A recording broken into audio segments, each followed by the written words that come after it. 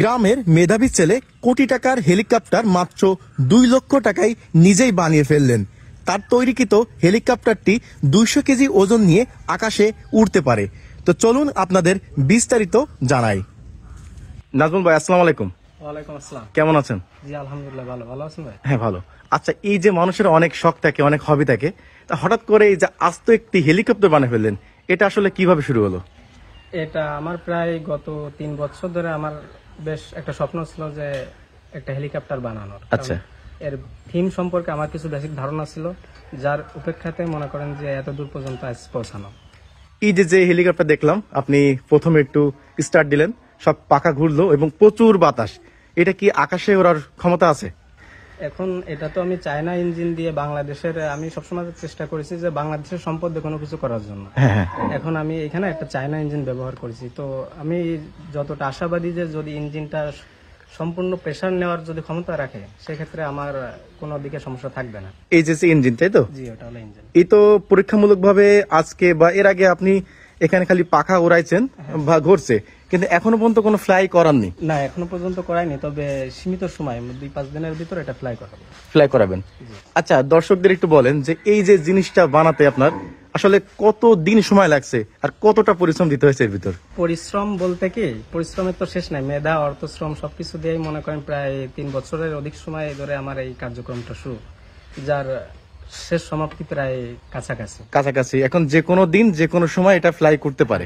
আবহাওয়ার জন্য আমি বাইরে নিয়ে যেতে পারছি না, কিন্তু যখন আবহাওয়াটা একটু ভালো হবে তখন আমাদের কলেজ রাসমতিয়া কলেজের মাঠ প্রাঙ্গণে।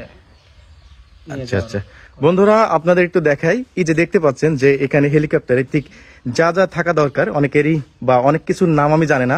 এই যে দেখতে পাচ্ছেন এখানে যে সামনের পার্টটা, গিয়ারিং সিস্টেমটা এবং ইঞ্জিনটা এই যে দেখছেন, এবং প্রথমে কিন্তু আপনারা দেখছেন যে পাখাটা কি পরিমাণে বাতাস আর কিভাবে মানে ঘুরতেছিল।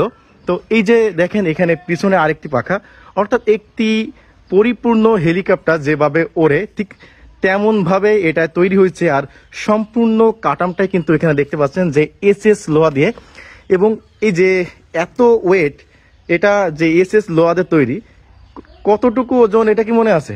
জি, এটা প্রায় 148 থেকে 150 কেজি ওজন আছে। 150 কেজি ওজন, পাশাপাশি আপনাকে নিয়ে একজনকে নিবে নিয়ে উঠতে পারে। বন্ধুরা, আজকে কিন্তু আপনাদের খুবই ইউনিক একটা জিনিস দেখালাম। তো দর্শকদের যদি আরেকটু বলতেন যে আসলে এই জিনিসটা তৈরি করতে আপনার আনুমানিক কেমন কি খরচ হয়েছে? ওটা আমি তো পূর্বে অনেকদিন ধরে তো করা কাজটা। তা মনে করেন যে পূর্বে আমি একটা বডি করছিলাম, যে কারণে বডিটা একটু হালকা হয়ে গেছিল। আচ্ছা, পরবর্তীতে নতুন করে স্ট্যান্ড করে তারপর আপনার করা হয়েছে, সেক্ষেত্রে প্রায় আমার 2 লাখ টাকার কাছাকাছি প্রায় খরচ পড়ে গেছে। আমরা যতদূর জানি যে অর্ধশত কোটি বা তার থেকেও বেশি দাম কিন্তু হেলিকপ্টারের, বিভিন্ন নিয়ম কানুন মেনে কিন্তু হেলিকপ্টার তৈরি হয় এবং সেগুলো ফ্লাই করে।